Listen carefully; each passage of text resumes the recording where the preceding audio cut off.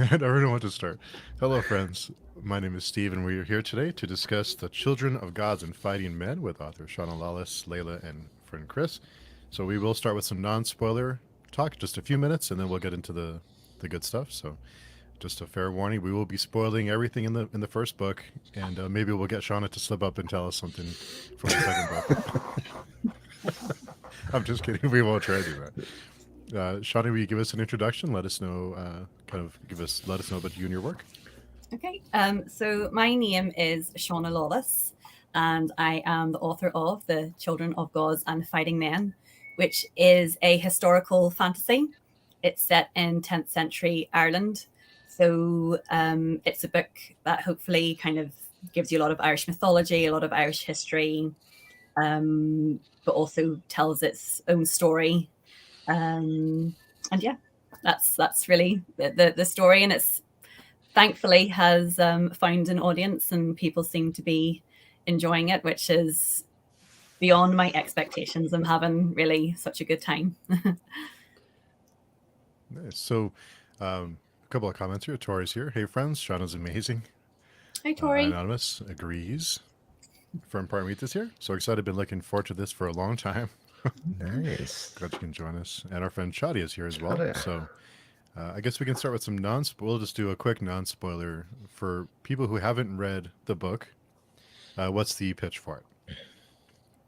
Oh, I'm so bad at pitching my own story.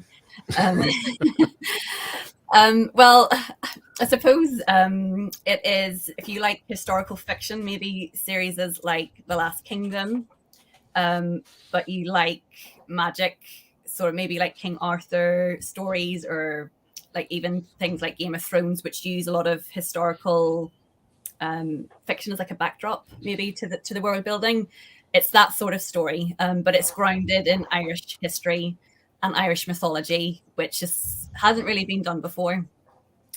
So that's sort of the new aspect to the story. So I'm, as I said, I'm awful at pitching my own story. So, yeah, sorry. But yeah, just I think probably the influences that I would always talk about would be Game of Thrones. It would be The Last Kingdom, and a sort of a merger of those two types of stories. You mentioned something in the afterword, and I was wanting to get this under non-spoiler. But you have two common questions that you get when you were asked about the book. Did you want to go over those two questions and why you chose to go the direction you went? Yeah, so I always get asked, first of all, it's like, well, why didn't you just do a straightforward historical fiction? Because of a lot of historical characters in the story. And Gormla, one of the main protagonists, was a queen of Ireland. And so a lot of people kind of have said, oh, she's an interesting character. You could have just done a more straightforward historical fiction piece. And then the other question is the flip side of that. And it would be, well, why didn't you just write a fantasy story and have the same story? But, it could have been inspired by Ireland, but not actually set in Ireland. I suppose you're sort of tying yourself to a storyline by having it be historical fiction based. And I just always find when I started to write it, I think because Irish mythology is so ingrained in Ireland and history and culture, I find it really hard to write a straightforward historical fiction novel and not have any magic in it. It just didn't work. It made the story feel like it could have just been set anywhere else. When you're just talking about battles and scheming, and they're the things that maybe lots of historical fiction novels have from any culture. And I felt by not having the Irish mythology and that kind of the Fomorians and the Tuatha Dé Danann, it just lost something. But then equally, because I had done so much research, and I do a lot of reading about Irish history, I knew that storyline so well, and then it felt wrong to then just base it on that and not really talk about Ireland. So I tried both ways and it just never worked. And the historical fantasy is what came out. And once the story had started, I just felt it was the right thing to do. And I suppose that the questions I'm being asked are maybe people who are thinking about the story from a marketing point of view. So it's much easier to market a fantasy story or a historical fiction story. Those fan bases are there already. Whenever you're trying to do something slightly different, no matter how good the story is, people are always a bit hesitant to back a story like that because they're not sure if the fan base will be there. The positive side is that you might get both people coming to read it, but then equally, sometimes both fantasy or historical fiction fans might not like it at all, in which case no one's going to come to read it. But I just felt myself, well, at this stage, I was writing for fun. I wasn't really writing to be published. And so I suppose there was freedom within that. I'll just do what I want. I'll write the story that I want to tell. And just thankfully, it got picked up. I have a follow-up question to that. If I understood correctly, you said you had done reading of Irish history. I missed if you said, have you read historical fiction? Is that something that inspired you, such as, Last Kingdom and Bernard Cornwell, and others? I just wondered if you took some insight from that, or or if that even crossed your mind to look into. Yes, so that is interesting. I do. The two genres I read the most are historical fiction and fantasy. And so if you were to take something like The Last Kingdom, there are characters in that story who might be magical. So an example of that would be Skade, I think is her name. So she can sort of see the future and she has runes, but it's sort of not magical because it's only Uhtred who believes it, because other characters don't believe that she has these magical powers. And so that to me was interesting. Another historical fiction series I really liked was by Philippa Gregory, and it's The White Queen and The Kingmaker's Daughter, two of the books in the series. And in that, it follows the War of the Roses. And Elizabeth, who is the queen, her and her mother do have magical powers in that story. And so even though that whole series is only marketed as historical fiction, there is a magical thread that runs through that story. And so it can, like, I did read those series and thought, this can be done. It's not completely revolutionary. It's just that both those authors pulled back on the magic enough to just keep it within historical fiction, whereas I went a little bit further in that it's not that some characters might be magical depending on perspective. I have characters in the story who are magical, and it's just that they're keeping their magic hidden. But yeah, no, I do love historical fiction, and I always love it when there's magical elements in it. They're always my favorite stories. Yeah. I think even from when I was reading the pitch or seeing the book especially for the first time, there are certain periods of history and certain types of mythology that lend themselves to basically say they sort of were fantasy. Even the Arthurian legend has Merlin as a character, and Merlin's been played up more and more, or more or less, depending on the telling of that story. But certainly in Irish mythology, from my point of view, getting brought up, it's sort of always talked about that there was magic. It was a magic kind of land and a kind of time. So again, I would feel reading it, God, I wish there was a bit of this in here that kind of play it on that a little more, because it's far enough back in time. God, anything could be happening. So I was, again, it was one of the very key things that I kind of went, oh, here's a nice story tale, but it's also a fantasy tale. This is like the perfect mix for somebody like me, for sure. Yeah. And I think in Ireland as well, people believed in magic. My granny believed in the little people, absolutely. She's passed away now, but that's only my grandmother. And people here, like, for example, wouldn't cut down hawthorn trees because they're fairy trees. So some of those beliefs, even though people now don't really believe them, but it's not that long ago. We're not reaching back hundreds of years like in England, where people believed in witches. That's 400 or 500 years ago now. people in Ireland believed in a lot of this mythology as little as 50 years ago. For sure. So it's a lot more tangible, and some people don't know any Irish mythology in Ireland, but most people know some. So, yeah. So for me, maybe that's why it felt much more natural to have the Irish mythology in the story, because I feel like all that history, a lot of our mythology is in our histories anyway. It's not quite as separated as other places. Yeah, Charlie, who says, or was it magic for real back then? I know. There you go. Even if you think back like 5-10 years, very famous startup company in Ireland was the Little Furry Door Company, which you'll probably be aware of, Shauna, where people, they basically sold little tiny doors that people sold to put at the top of their stairwells, where people would write letters to the furries, so the furries would come and visit their house. Like, kids would be very much, it was a very, successful startup company with little more than a little wooden door. I know. You see them up the parks all the time, where people have done little furry corners, and there's like tiny little doors in the trees. Yeah.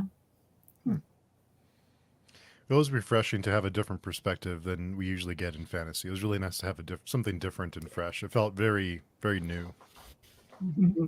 Well, I think I stumbled in on a good moment where the conversation was being had that a lot of historical fantasy mythology retellings really focused on Greek mythologies, possibly a bit of Norse, and then King Arthur. And I think there was a discussion was being had as, maybe it would be nice to get outside those kind of key mythologies and key countries, and let's look at what else there is. And I've definitely noticed there's been a bit of a rise in stories that are inspired by African mythologies and Chinese and Japanese and like Asian mythologies, and that's brilliant. I love reading those stories myself. I like learning about new cultures and new countries. And so while obviously when people maybe now think of Ireland, they think of it as being European, but actually Irish culture is very, very different to the rest of Europe. And so I find that it sort of was something that I hadn't really found when looking for books myself. I did like that at the end of the book, and this is not a spoiler thing, but you had a list of further historical reading. And that was great because when I do read historical fiction, I usually find myself starting to look up, the characters being mentioned to see, what was the true story or the real story. And so that was just a nice little perk to have, to get me started. Yes, I know it's very, very important to mention the nonfiction books that I've read, because the people who have written these books have spent literally decades probably compiling all the information and all the histories that we have, because Ireland doesn't have a huge amount in this time period. So, some of these, the nonfiction writers, they're historians, they amassed a huge amount of information and really made the book possible. That was really good stuff. So we'll go ahead and get into some spoilers. So if you have not read the book, we're about to spoil everything for you. So if you've been warned, we're getting into the good stuff. So we'll kick it off with a question from Parmeet. She always has the best questions. My first question to the panel: how difficult was it reading about, I want to butcher all the names, Gormflaith and Fondla as modern readers, and the challenges of carving out one's identity in such a rigidly patriarchal society? Okay, yes. So obviously the story is set 1,000 years ago, and you're trying to combine historical reality with characters that modern readers can relate to. So there is a challenge within that, especially a character like Gormla, who's not nice. So she would be cancelled today. She does very bad things, and is trying to get readers at the same time though to relate to her, because nobody wants to read half a book with a character that's just horrible. And I don't think most people are just horrible. I think people survive and sometimes have to be ruthless or conniving to get ahead, and that's what she does. So yeah, I think it's but that's true of today, and that's where I'm finding, I wrote this and there was so many scenes or bits of dialogue that I really felt that it felt very realistic that they said that 1,000 years ago, but I also feel somebody could say that today and that those same truths would hold. Gorm is sort of likable though. Yeah. Well, most bad people are likable. In that, to get anywhere in life, you have to be a bit charming or clever, or you have to have redeeming qualities. If somebody is the bad guy and it's like stamped all over their head, they don't get too far. So Gormley, and she isn't terrible, she isn't awful, but she does do awful things. Yeah. Some things I really appreciate about her story is that, in the beginning, her mother tells her, I had to sacrifice so much, to get you to where you are, even though she hated where she was with King Amleth. And then, at a certain point, I even highlighted it. She said something like, I love my son and I want to be out of this. I never want to be controlled by men again, or something similar that she said. So then she's going through all this, and then she gets to Ongwen. I think I'm pronouncing her name right. Yeah. And she's basically criticizing Ongwen for doing the same thing her mother did, which is her mother was a slave and then, ended up marrying a king. And so she's and so maybe you can say, well, maybe she recognizes her mother in Ongwen, her mother's traits, and so but then, in the end, she turns around and now she's ended up, the son she loves has actually put her back in a similar position to, where she started out at the beginning of the book, which was, Amleth had died, but essentially married to a king, not necessarily of her choice. And so I just love that whole series, of I think it shows her vulnerability in a good way. It makes me care a little more about what happens to her, because you can see no matter how devious she is, there's something there of where she truly can't get out of that cycle that she's in. And that's great. And just to answer Paranita's question, I really did not. I don't really see it as ancient history. I don't see patriarchy as ancient history, is what I'm trying to say. And so when I read about the difficulties of Gormleth and Fulla, I'm recognizing actually, not those exact situations, but definitely those themes of sometimes women or a wife having to take, the step back or get involved in things otherwise they wouldn't have wanted to be involved in, just because of the decisions of of other male members of the family. So I really, I don't see it as distant. No. Yeah.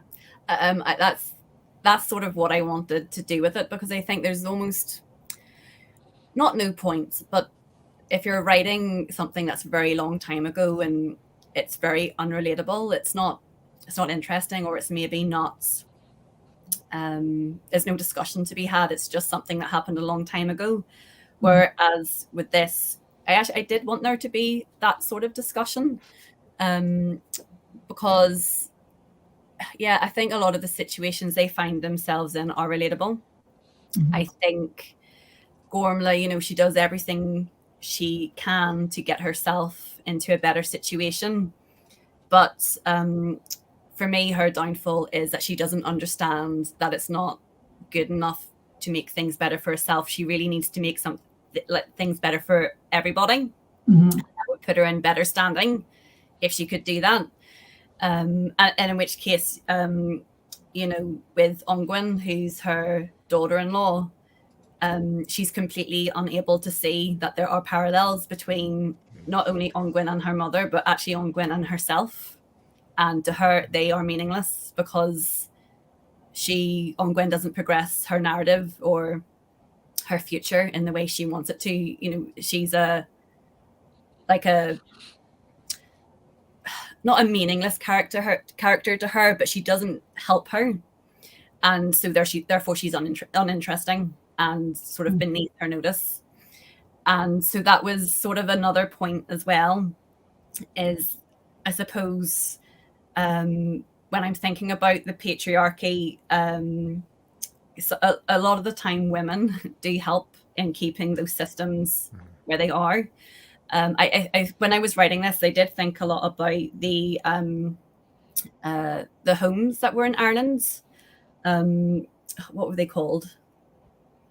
There were homes basically where unmarried women would go to. They only closed down maybe 30 years ago, but certainly they existed for quite a while.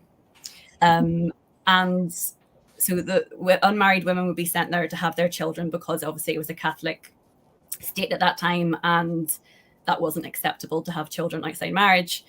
But a lot of these homes, then, terrible places, the mortality rates of the children who were born there were very high, which kind of would show that they weren't really being looked after very well. And then obviously you kind of do a lot of research, and it's terrible, obviously, that the church had this system. It's terrible that the states enabled this system. But then I do think about it and think, well, but mothers obviously sent their daughters there, and the homes were run by nuns who treated the young women who came in very badly, and they didn't look after the children very well. And so it's kind of looking at all these sort of systems and structures and thinking, well, why did people act the way they did? And I didn't want it to be like an anti-man story, where it's, you know, everything is always the man's fault, because I don't think that's the case either. I think there are people that it benefits them to hold up systems that are cruel. And Gormla, I think she sees that she is damaged by the system, but she is content to work within the system to further herself. She doesn't really care about other people being trampled by the system in the same way that she has. That doesn't matter to her. Oh, I'm sorry. Go ahead. Oh, no, that was it. That was finished. No, you've just reminded me of the other situation with the young girl who, I forget his name, but supposedly snuck into her home and cut all her hair off. And Gormleth said, "You still, you know." She told the mother, "You can either marry her to him or pay a fine." And the mother said, "Well, I have two young boys, so I'm not sure if it matters if they're boys or girls." But the mother definitely decided to avoid the fine, and you know, pretty much put her daughter on her life's course against her will. So that's just another example, I think. But it reminds me of, you know, George R.R. Martin did the same thing, where the characters are stuck within a system, whether they're men or women. And I see that same thing here, what you're doing. Yeah, I think I do quite like, because obviously this is a fantasy story, but I always prefer fantasy stories where the people feel very real. For me, that allows the fantasy to thrive. I think if you're having a fantastical setting and people could go off and do crazy things, or it doesn't work. It just doesn't work for me. I don't feel like I'm very grounded in the story. So, and kind of, you know, if we're talking, and it's set in Ireland, so I have to stick to kind of how Ireland was at the time.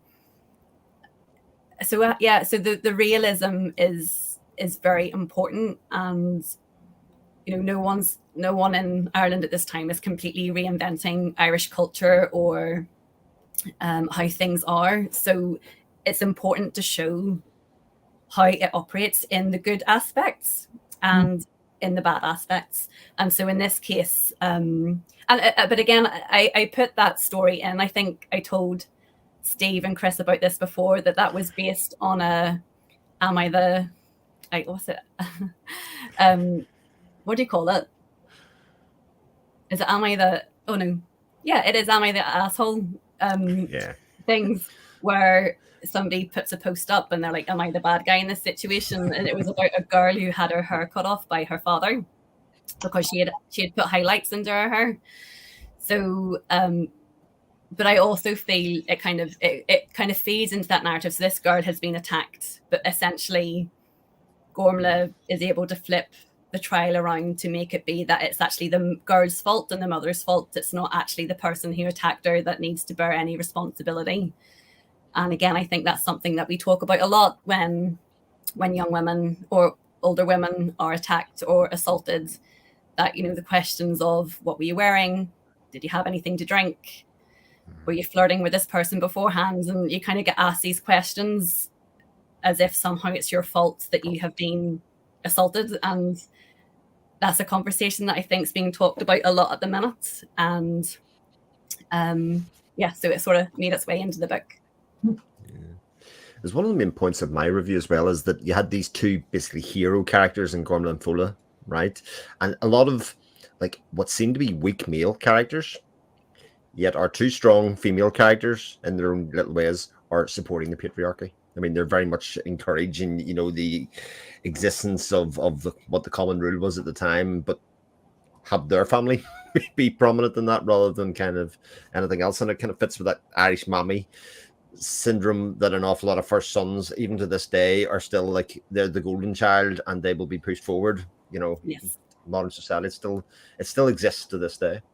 It definitely does. So it's so I wanted you to feel like you're in Ireland in the 10th century, and so I had to have the systems there that I thought would be authentic. And I read like the Brehon laws, and the legal system was in place at the time and how the laws operated.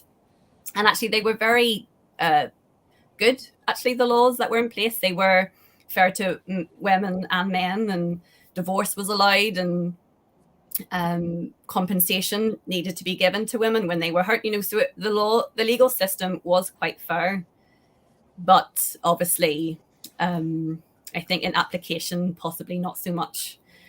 And you can see that actually when you read some of the histories that are in place where kings do bad things and they don't necessarily get punished.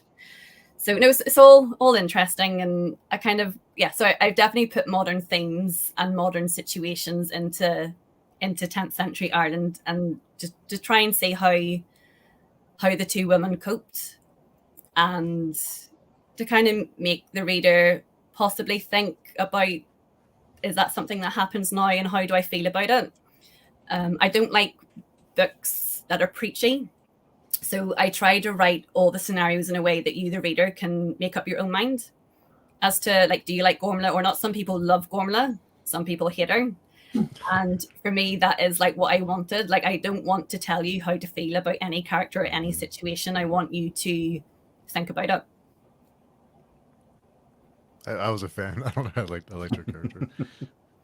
Another question from Parmita. Same question specifically to Ms. Lawless. How difficult was it to write about Gormflaith and Fonla as a modern woman, knowing the insurmountable challenges they face as women, mothers, and mages? Yeah, so it can be difficult. I think mothers aren't normally the protagonists in stories. I feel like mothers are normally the characters that get killed off in chapter 1 and 2, and then they're avenged by other characters. So I like that aspect. I'm a mother myself. I have 3 kids, and so when I was writing this story, they were all probably under 9 or 8 anyway, and so I quite liked having a story that I felt I could relate to a lot. And I hadn't seen a lot. You don't see maybe mothers just so much. Although maybe Game of Thrones is sort of an exception, where you do have like Catelyn Starks and Cersei Lannisters, and they're very well written as well.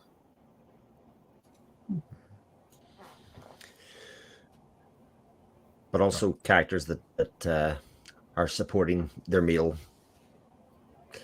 children, male, brothers, husbands, etc. the whole way through. Yeah.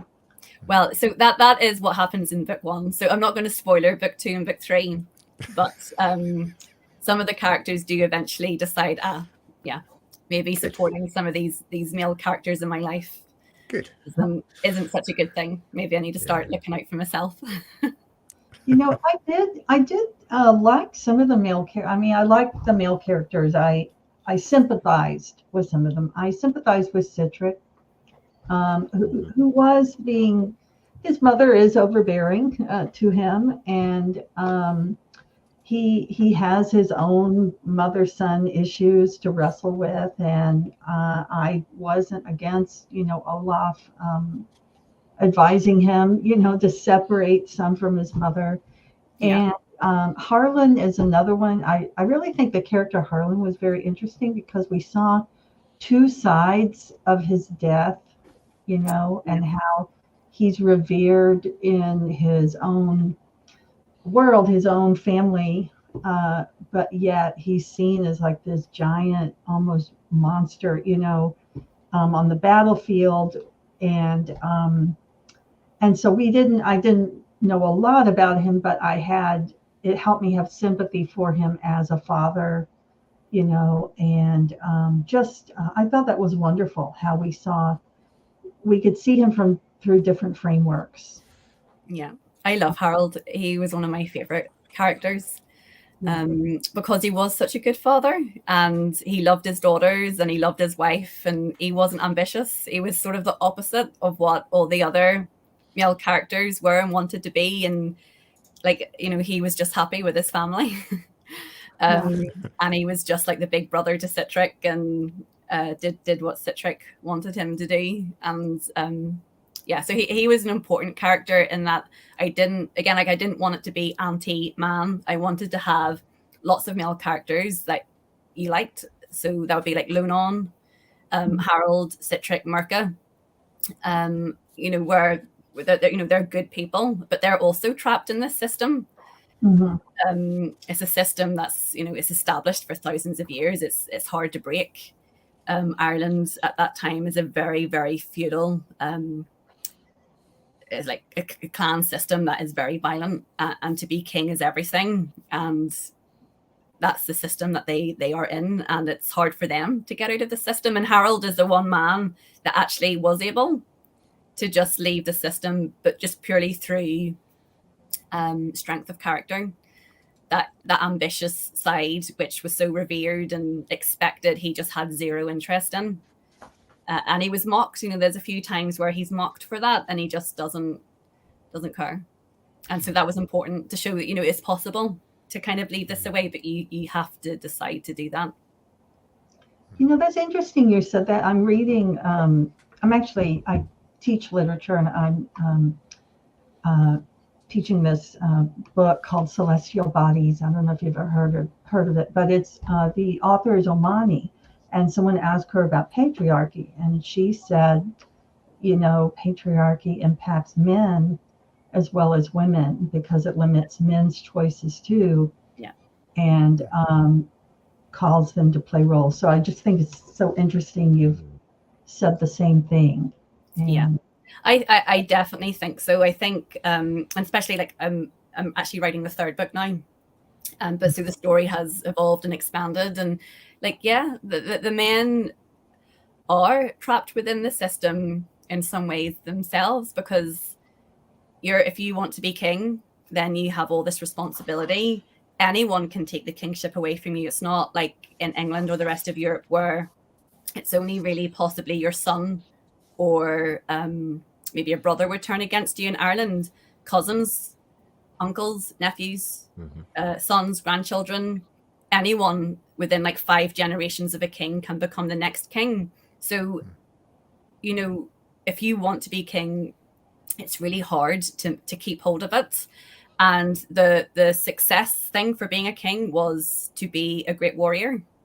And so how else can you keep hold of something other than to fight? So definitely, like, especially maybe the character of Mirka, you know, he is fighting within a system that he believes in. He believes in what he's doing, but he realizes it's not a good thing. There's some things about the system that really aren't great, and that's interesting too. And that's why I suppose I spoke earlier about the mother homes in Ireland. You know, it's when people talk about the patriarchy, it's kind of sometimes when it's being discussed, it's just like, no, the bad men. But really, I think, and it only affects women, but it doesn't affect the whole society, everybody in it, and anyone who thinks outside that structure, you know, can get attacked. Anyone, male or female. So I think that's realistic to life. And again, I wanted the book to feel really realistic, and for men and for women to read it and to feel a connection with the characters. And just real quick, Lonan, is it Lonan or Lornan? Lonan. Lenon, I'm sorry, Lenon. He had a role to fulfill and died for it when you know, he would have wanted to be home with his son, I'm sure, you know. Yeah. So. Yeah, well, that's it too. You know, it's actually funny, when I was researching Ireland, prior to the Viking invasion, Ireland was in a situation of population decline. The population was actually getting smaller at a time in Europe where it was increasing. And I definitely think that kind of fighting system, that clan system, would have contributed to that. You know, everyone is fighting, and Irish history is really just full of wars, and even in modern Irish history that has continued. But then when I think of Irish men, like that are in my family, you know, father and uncles, you know, everyone loves their kids, and you know, no one would want to be parted from them. So I kind of thought about kind of the male relatives in my life, and felt about how would they feel. You know, yes, you have to go off to war, you're being called up, but like not very many people I know would actually want to go. Cool. Yeah. Of course, you want to stay with your children. Anonymous had a comment. I love the names. I was curious how you went about choosing names. Were there inspirations, or how did you? Because I really, when there's really long names in fantasy, it like takes me out of the story. So I appreciated that they were shorter and easier to get through. Well, I did try my best. So with the historical people, like, you have no choice. You have to call them their names. But they mostly weren't too bad. But like Turlock, who is Mirka's son, who looks like Turdelbach, but it's actually Turlock, is how you would say it. He's sort of the worst name. But most of the other names were okay. But for other people, so for the like fantasy people, I really did try to use names that were a bit shorter and easier to pronounce, because I know it's Irish. It's a completely different language. So, and it isn't like in the Irish alphabet, there's only 16 letters. So lots of the sounds are made up through letter combinations as opposed to just a single letter. So it is hard. So I did try where I could to keep it as simple as possible. Well, I appreciate it. I had a comment from Esper. Hey, Shauna. I think my favorite sequence of the scenes is the one where Fandla chooses not to save Luan, and then does choose to save Murchad. Very powerful and moving. Was this planned from the beginning? No. I don't plan my books, I just write. So, so for example, the character of Lunan was just initially existed as being the husband to Sive, who is giving birth, and Fola healed Sive from passing away. So, and the same, like Harold didn't exist either. Harold was just like a brother that was mentioned at the start. But obviously, as I start to write and you have the characters there, it just all developed. I'm a pantser in terms of writing style. I don't plot too much, but as soon as I start to create characters, then I find them hard to let go. And then Harold exists. Well, that's Citrix's brother. Like, he can't just sit in the feasting hall every night silent. He has to say something. And then the same with Fola. So she's trying to be accepted. She's a spy trying to do what she's told, but also realizing that she actually starts to like some of these people that she thought she would never like. And so Lonon and Lucretia were the two characters that I really wanted to bring out to show that these people are nice. I've been told my whole life that these mortal men and women are horrible and bloodthirsty, and I should be very afraid of them. But actually, Lonon is this very lovely man, and better to her actually than some of her own people.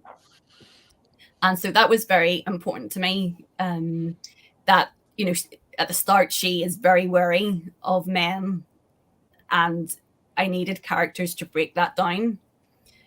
Mirka is a prince, so and they do have a friendship and a connection, but I sort of felt I needed someone a bit less bound by duty or to his family, for a kind of a friendship connection to exist.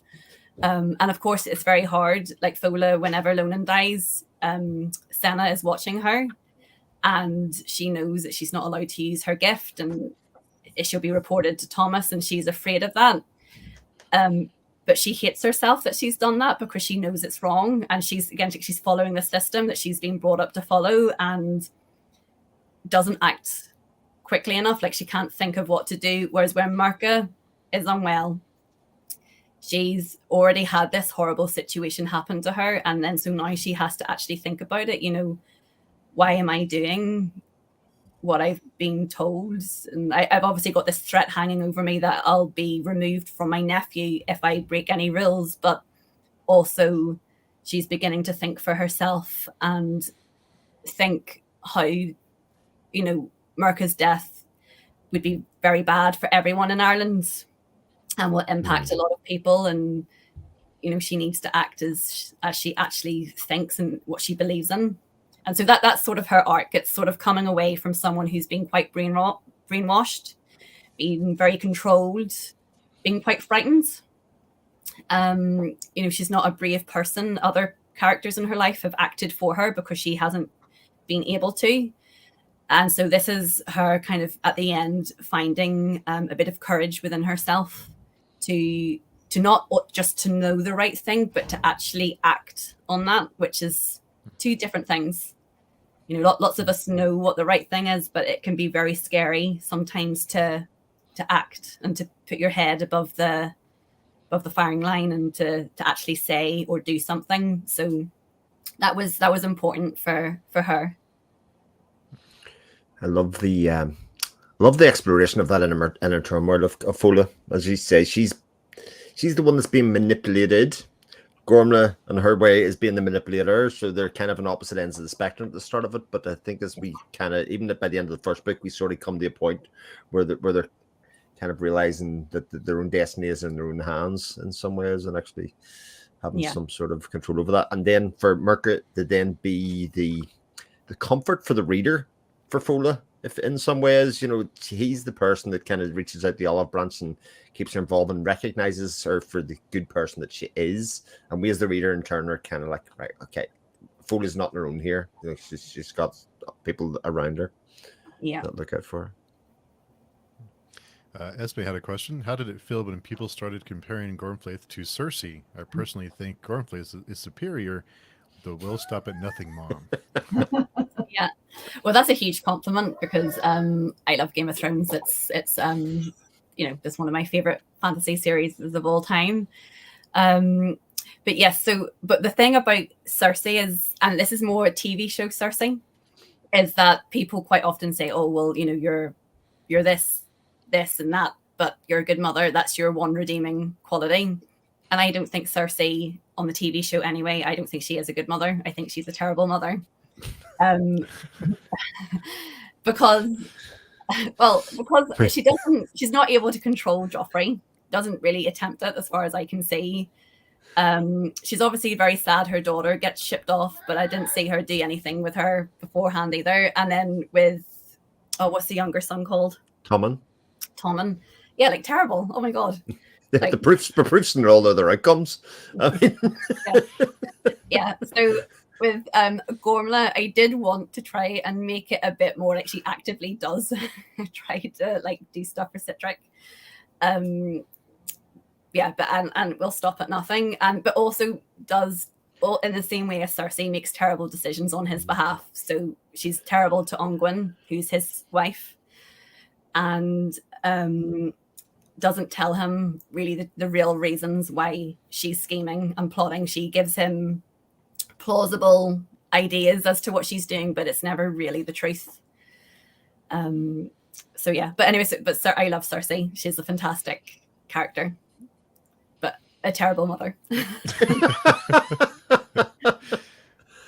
Nathan Towns had a question or a comment on question. Each POV character has such a strong, identifiable, and identifiably different from the other POV's voice. How difficult was it to achieve this? What techniques did you use to achieve this? Great question. Oh, I just think the two characters, like I suppose whenever I'm writing a story, characters are always first. They're before plot and they're before the story. The characters have to be believable and exist like on their own. And so I suppose it was easier because Gormla and Fola are just completely opposite people. Fola is very much trying to put her nephew first. She's sort of a bit downtrodden. She's full of grief because her daughter died. And she kind of wants to make everywhere better. So she's very naive in a way, but also hopeful in another way, and loves her nephew. Gormla's just all ambition and scheming, and she's very clever. And they just instantly, like from the first chapters of them that I wrote, they just work very different. And I think when you're doing first person POV, that's really, really important. You can get away with characters being similar in third person because you can describe their thoughts like as the author. You can describe them differently. There's a lot of techniques to make characters feel different, even if they're not very different. But in first person, you absolutely cannot do that because you're in their head. And so their inner thoughts have to feel very, very different. So that's why you don't often see like multi-POV books in first person. The Poisonwood Bible is a book that I think that does that really well. That I had read maybe 10 years ago. So I knew it could be done, but I knew in the Poisonwood Bible, which is 4 sisters and a mother who are the POV characters, they were all so different. And so I knew very from the get-go that was something I had to nail. Otherwise the story wouldn't work, no matter how good the plot was, no matter how good the story was. If the characters in first person POV don't feel different and don't feel believable, then, you know, you can't do it.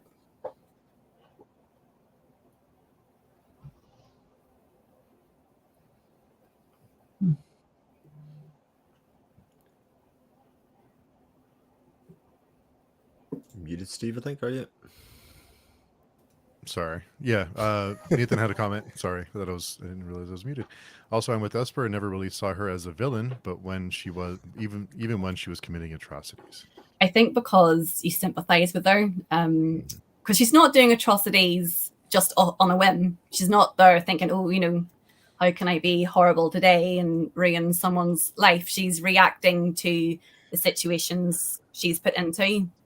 And also, like, I think, you know, if we were put into those situations, would you always be really selfless and put everyone else first? Or would you try to put yourself and your own family on top? And I think a lot of people would act more like Gormla than they would Fola. So again, I think you can see that. Yeah, I think we look at her decisions through a modern lens, but like the people she was committing the atrocities to were also committing atrocities. So like, yeah, you know, it was all fair and love and war in a lot of ways. I mean, it was very much a race to power. Exactly. It may as well be her family, as you pointed out. Yeah. Parmeet had a question. What was the moment of betrayal like for everyone when Gormflaith was essentially given away like property? Can't wait for her to give it back to everyone. Yeah, don't worry. Gorman is going to have some good times coming I up. think she'd be fine. Yeah. You know, I did see the moment as kind of a comeuppance to her, even though Mm. I sympathize, with the overall situation of patriarchy. But by then, we'd seen her marry off this young girl and set off Angwen and all that, and so it was kind of relief to see her get a little bit. I'm saying a little bit of pushback, even though it's like committed her to marry this guy, but. So I was ready for that to happen, even though I'm kind of sympathetic to her too. Yeah. Well, that's it. I think if King Brian had or Mirka had arrived and there was said, "Oh yes, we need to," King Brian has to marry someone, she would have married anyone to him, like her nieces, or like she marries Gaitha off to Olaf, who she knows is completely unsuited to her. So she does it herself. It's on whenever she does it, she feels the reason is warranted, but whenever it happens to her, it's this, she feels very upset by it. But yeah, she would do it to somebody else. Mm-hmm. Yeah, the unmarried mother houses were sad. Shelley's comment. Magdalene Laundries. The Magdalene Laundries. Yeah. So sort of infamous in Ireland, and they existed in England as well. But it is. It's sort of a part of Irish history that is very recent, but also feels very far away because Ireland has changed an awful lot in the last 20, 30 years. But yeah, I sort of can't imagine kind of sending my daughters away to go to those awful places, but people did because they felt that they had to. Plus, they were sort of sending them to be protected by the church in some weird and wonderful way, which is also, that other chapter and story in Ireland's history. I read and would recommend actually Small Things Like These by Claire Keegan. A very, very short book if anybody can read it, which touches on the Magdalene Laundries as well. Yeah. So it's really there's been a few movies about it as well. It's been in the news recently because they found they've started to uncover some of the things that happened at the mother baby homes, which horrific. I'll not go into, but they're obviously awful and very sad. And but I think those things have happened in every country. I'm talking about Ireland because I'm from Ireland and I know Ireland. But it's very sad, and I think women are controlled a lot and have been throughout history, and so I think sometimes it's important to have those conversations or themes in the books. I think if I'd done a historical fantasy novel where like nothing bad happened to the women, or they were like pedestal women where they were always right and everyone around them was always wrong, I don't think that would have felt very truthful. I think, you need to have things in, but you need to let people think about them themselves. Parmita, so many times I went grr, which is really great writing. Well, thank you. That's the hardest part. I edit and reread my work a lot. My first edits, I call they're my vomit edits because it's just the story and the dialogue, and I would be mortified if anyone ever read a first draft of my books. They're awful. To kind of get the writing to be nice and to flow takes a lot of work for me anyway. You trading at market as the book. Yeah, pure book. Book. Carlos, go on, Shauna. Give us all the stabby shenanigans. Cool to see people enjoying and discussing a good Irish book. Harold is the best, no nonsense fella, just chilling with his family. Yeah, that's true. Yeah, I love Harold. And it's important I included, as I said, a guy like that because I think that's the way. If most men in Ireland at that time had their choice, that's what they would have been doing. They would have just been chilling with their families and he had his lovely wife who wasn't much to look at, but was very happy and full of fun and laughter, and he loved her.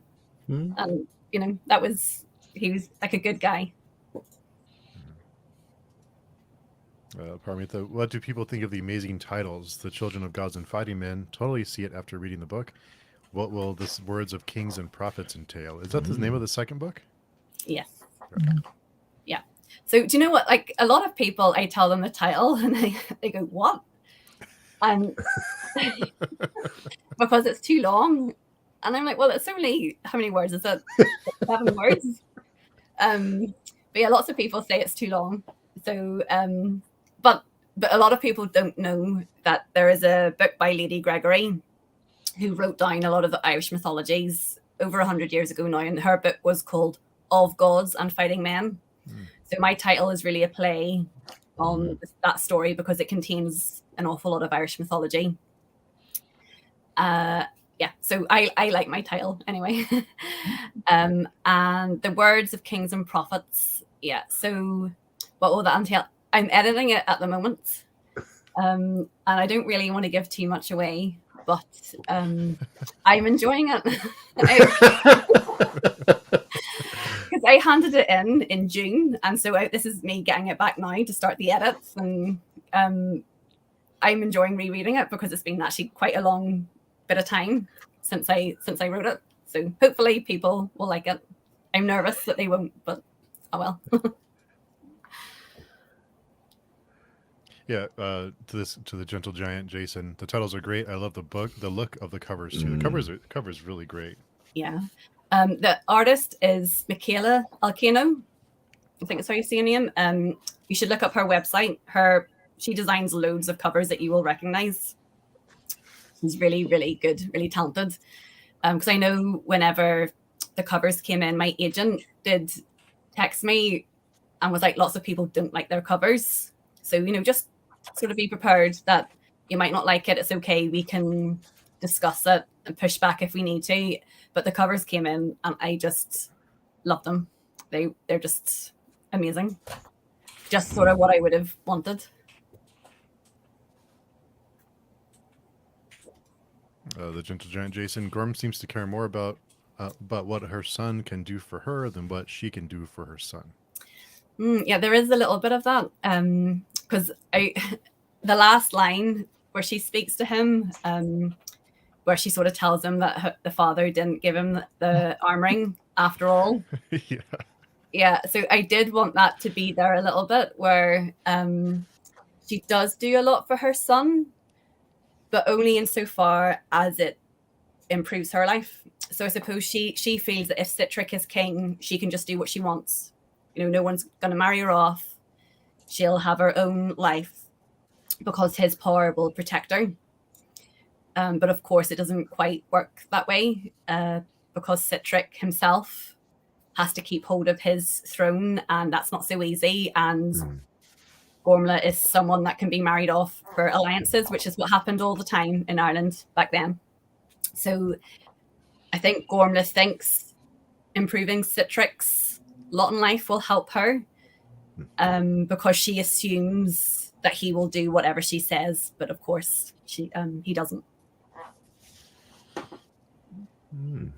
I have a question about the mythology, specifically the Fomorians and then the descendants. And I did look up Fomorians and read a little bit of background, but what differentiates them? I might have missed that in the book, but what is their, what is their argument with each other? What is, yeah. Okay, so both races land in Ireland. So they're not from Ireland, but they arrive in Ireland. And the Fomorians, sometimes they're described as giants, but not always. But they are always described as being greedy. So they take from the humans that live there.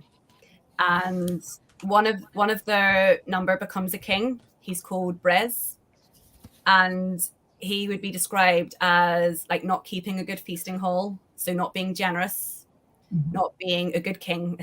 That's like a huge thing. If you're a king, you have to feed everyone. That's like one of the key responsibilities. So he doesn't do things like that. And he's described as greedy. And the Tuatha Dé Danann, when they come over, at first they fight the mortals, but then they become very good friends. And so initially the Fomorians and the Tuatha Dé Danann are not enemies, but they eventually become enemies because of how the Fomorians are treating the mortal people, the Irish people, and they treat them badly. And then the Fomorians fight for the humans, I suppose. So at that time, the king of the Fomorians is called Baelor of the Evil Eye. So he has like a giant eye in like his forehead that sometimes is described as releasing fire. Other times it's a poisonous gas that causes everything to die. I went with fire because I thought it was a bit more better visuals maybe than like a poisonous gas. And yeah, so there's a big war that they have. It's called the Second Battle of Moytura, where the Fomorians come to fight the humans and the Tuatha Dé Danann, who are fighting with the mortals of Ireland. And it's the theme in that, because Lugh, who is one of the key Tuatha Dé Dananns, whenever he thinks about fighting them, he talks about freedom, and that, you know, you can't live under someone's like tyranny and under slavery. So that's the kind of theme of why the war is there. It's the Fomorians are essentially enslaving the humans, or taking too much from them that they can't really live properly because they're so greedy. And the Tuatha Dé Danann fight for them. And the Tuatha Dé Danann also have like married into the mortals as well. So there's characters like Harlan, whose father is Tuatha Dé Danann and whose mother is a human, or like a mortal. So the Tuatha Dé Danann are more interlinked with the people of Ireland than the Fomorians. And so that's kind of the basis of why they fall out initially in the mythologies. Yeah. So, and I kind of continued from there. So after the battle, Bress is the only Fomorian who survives. All the others are dead. But Lugh, who's the king of the Tuatha Dé Danann, lets him live. So then that was the original mythology. And then when I got to thinking, I was like, well, what if that feud continued and festered kind of through the generations, and the Tuatha Dé Danann, they kind of lose their standing in Ireland. So they're weakened because a mortal race called Maled and his sons defeat them and send them underground. So as you read on in the mythologies, so the Tuatha Dé Danann leave Ireland, but some of them remain. And then I said, well, what if some of the Fomorians sort of had children and they were still in Ireland? How would this feud have continued? So that's sort of where I got my inspiration from with the mythology, and how that feud is in the novel. Interesting. That's really interesting. Pardon me for the question. Will we see a lot more of the impact of magic in successive books? The nature of magic in the world is so interesting. Yes. So I know some people read the book and said they didn't feel there was enough magic in it. I wrote the book the way I thought I needed, what I wanted it to be. I needed it to be, in which I needed to ground you in the world and who the people are and what the magic is. But as you can see, now that you've got to the end of book one, Gormla is maybe now thinking that the protection from her son that she thought she had doesn't really exist. And with Fola, you have that she's been told always to keep her magic hidden, but she's broken that rule. So in book two and then three, you see a lot more magic, and you see a lot more of that mythology and fantasy come through. Because I feel, in book two, the world's established, a lot of the historical aspects are established, the cultural aspects are established. So I feel the magic can now kind of come up a little bit more. Yeah, I was going to say there's this overarching threat as well in the first book that we can't be using the magic. We can't be revealing who we are. Like it's almost, too dangerous to do it. and circumstances mean that they kind of have to, or they decide to at Yes. some stage. Yeah. So I think you'll find in book 2, there's definitely more magic, and then in book 3 there's more magic again. Just having the ability to heal someone and not, having to know when to do it, or kind of, or not being allowed to use it is supposed to be tough. Yeah, and I really wanted that to be, I suppose it is such a powerful gift, but to a lot of the other people it's not, because like healing people isn't seen as being a good thing. But to Fola it's a huge thing. And it's something that she wants to do. Like, she sees the suffering and she really wants to help people. And so to me, to have that gift would be like incredible. That would be my favorite gift to have.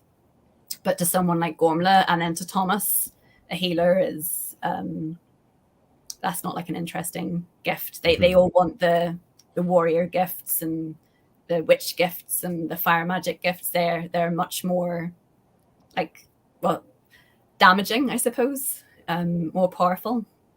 But I personally, I like the healing magic. You mentioned Thomas, and now that reminds me of a question I had, which is, there's a part when, is it Cormla, the cousin? Anyway, Fola realizes that she's spying on him, and at some point, she realizes that Thomas did not expect her to succeed, but he had sent her out. And I'm wondering if that's because he wanted to be able to do away with Bracken, the son. Was it a way to get rid of the boy, or is there something more? And is that a read and find out, or did I miss something?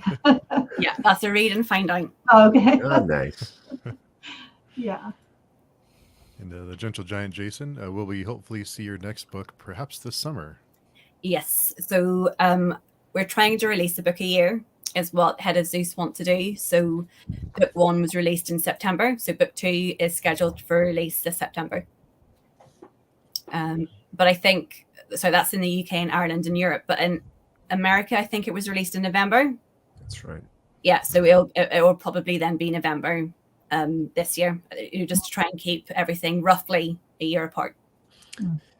Make sure you can do your world tour, Shauna. If somebody would pay me to do a world tour, keeps the chance open, though, doesn't it? I know. You'll not be tied up. Travel time. Yeah. Chadi, do we all agree Thomas is not our favorite? Does anyone like Thomas? I don't know. I had someone read the book and say that they thought Fola was terrible to Thomas. And Thomas was just trying to do the right thing, and she was always complaining.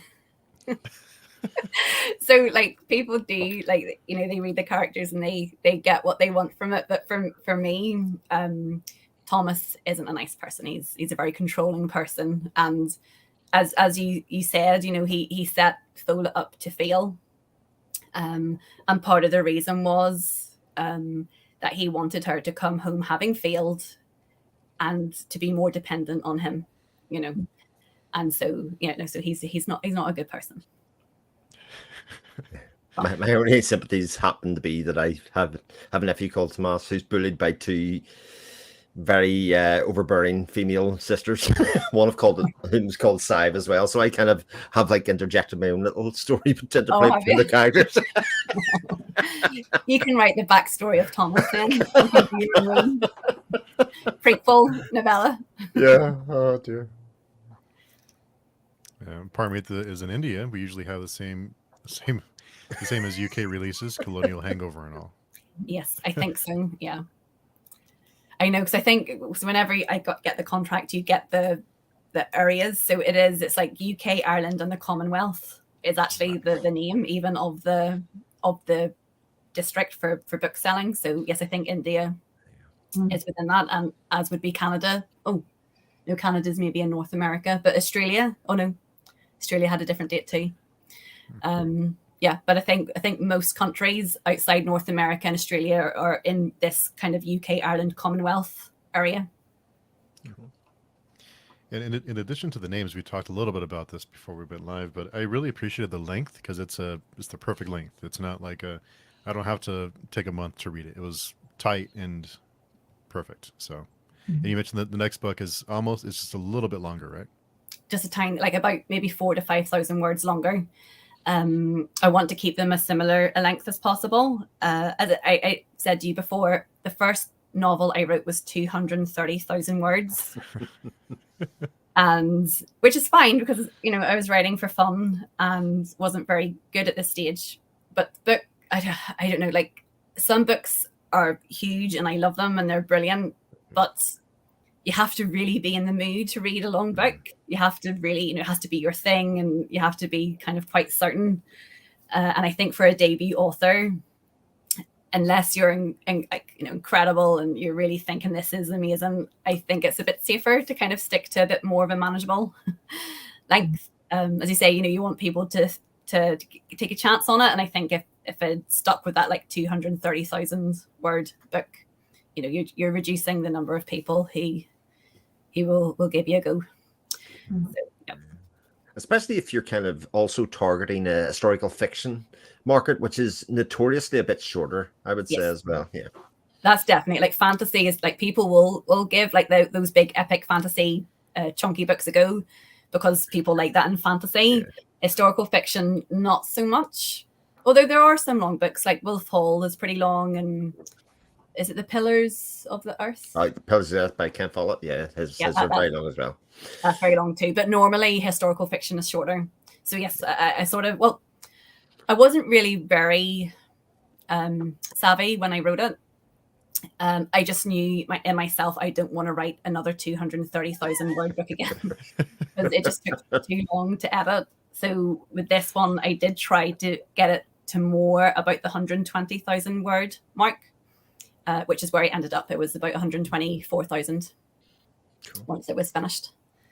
Yes, I was reading and I was hitting the like however many minutes left in the book, and I was like, "Oh, it's almost over!" Like, so it kept me wanting more. So it's did you listen to the audiobook? No, I read it on Kindle. I took it with me to work, and I when I have a few minutes, I'll get a few pages in, and I'm like, "Oh, it's almost over." So, right. Okay. Yeah. Yeah, because I couldn't tell the length by looking at the book when I was reading on the Kindle. I know it's hard. It's hard to know because, and even sometimes when you have the books, it depends on the size of the print. So sometimes you think a book's very long and it's not, and vice versa. Pardon me without a question. What has been the most rewarding part of writing this series for you as an author? Well, obviously it was personally a story I wanted to write. And I've, up to this point, I'd only ever written for fun.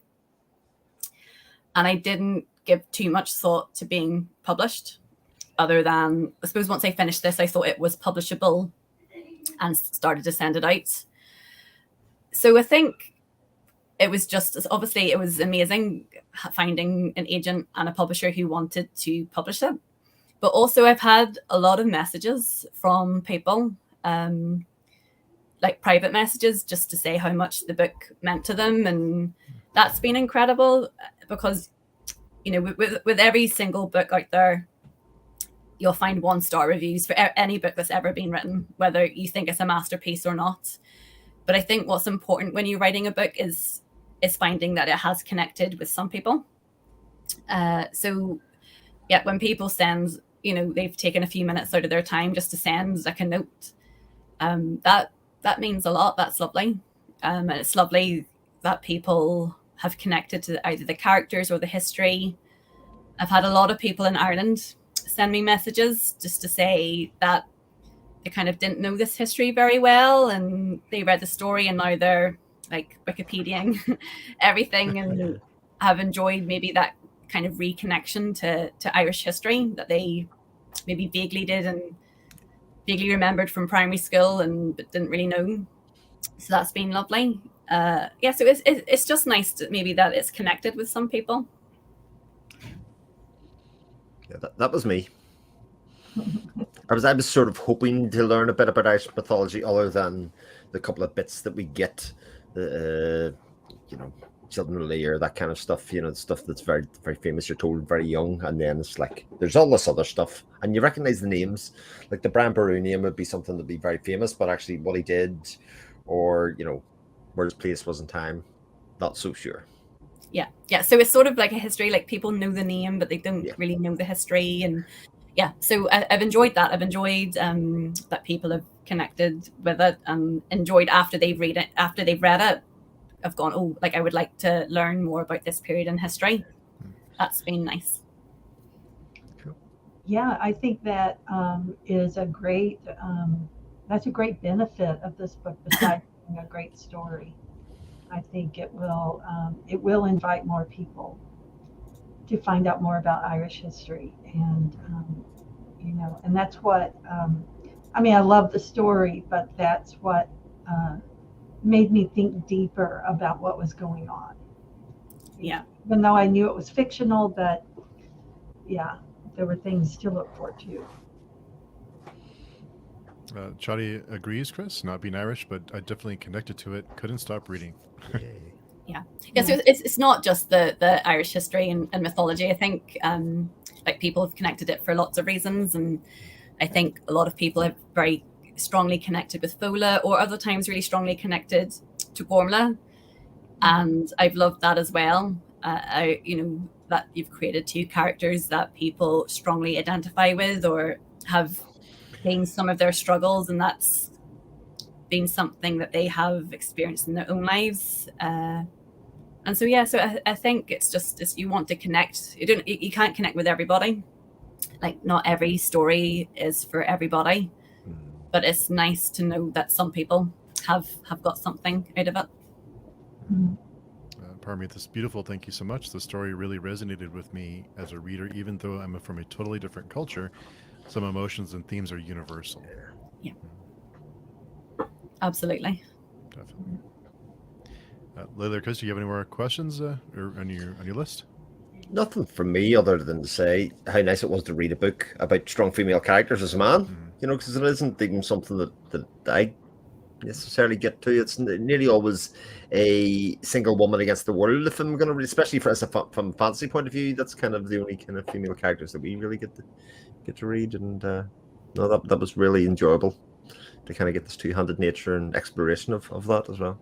Yeah, I think as I said, like I've had a lot of men actually really message me to say how much they've enjoyed it. Yeah. And that's been lovely too, because there are like lots of things in there. You know, we're talking about kind of women not being believed, or women feeling that they're not able to have choices in life, and things like that, which are also true in modern life. So I think it's been nice that kind of men have enjoyed to see that, and it's maybe because I tried not to do anything in a preachy way. I'm trying to just write a story and people can digest it how they want to, and I always think that's the best way to talk about themes. I think if people feel they're being preached to, it's just an instant turn off, or you end up only talking to people who already think like you anyway, which is nice, but it's not a conversation then.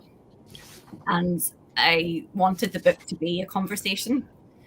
So no, I'm really glad that people are connecting with the two female protagonists, and they're believable. For sure. Yeah, and you know, I mean, there's so many good things in this book, and I really enjoyed it. I think one thing I haven't mentioned yet is just, you know, the magic system itself.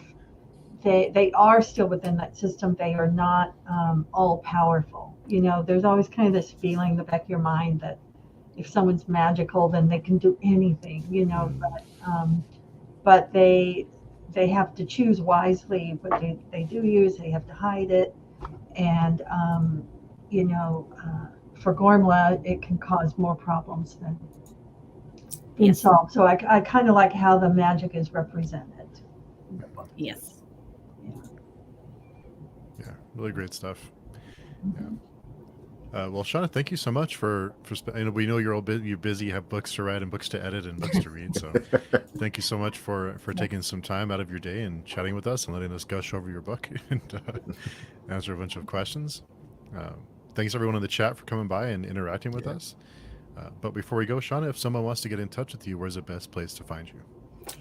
Well, I'm fairly active on Twitter and Instagram. So most people kind of chat to me there. So I'm always happy to talk about my books and happy to answer any questions. So Twitter or Instagram. And then also I have a newsletter, which the link you can find on my website. And I do a monthly newsletter. So if there's any giveaways or like news about new books coming out, that's sort of the place where you'll find it as well. Awesome. Yeah, newsletters are really important, so be sure and sign up for them for authors you enjoy, for sure. Layla, if someone wants to connect with you, where's the best place to find you? You can find me on Twitter at elgoshi or Ballady Magazine, which is a magazine I've just launched. Lots of stuff coming up for you on lots of great stuff you have planned. Yeah. Looking forward to it. And Chris, where can people find you? I'll actually push Shauna's TikTok, and the fact that there's a pre-order up for the second book already. I think there's a special. Didn't you retweet that there was a reduced price for the second book available on hardcover as well the other day? I think is it Black Dragon Books. Black, yeah. Yes. So they are doing a pre-order discount on the Words of Kings and Prophets, which is a really good discount. So yes, and I've ordered books from them myself before. So they're a very good company. I think they usually give money away to like the book trust and very good. So they're a nice online company that are doing a good discount at the minute. So But you can find me at my YouTube channel. I'm at name on Twitter at 7 o'clock shadow or on the Page Tune forums with Steve and everybody else there. You can find me on Vero or on the Patreon forum is the best place to find me. So thanks again, everyone, for coming by and chatting with us. Thank you again, Shauna. We really appreciate you taking the time to chat with us and answer a bunch of questions for us. So. Oh, no, ask me anytime. I love coming onto your channel. It's the best. Always. Yeah, you can't tell me you enjoy it too much because then I'll be bugging you every week. So. Well, I think I've done a couple of the Friday night ones, and it's really funny because once I start talking, it's hard to stop. So sometimes it's ending and it's gone midnight, and I'm still like, we still keep talking.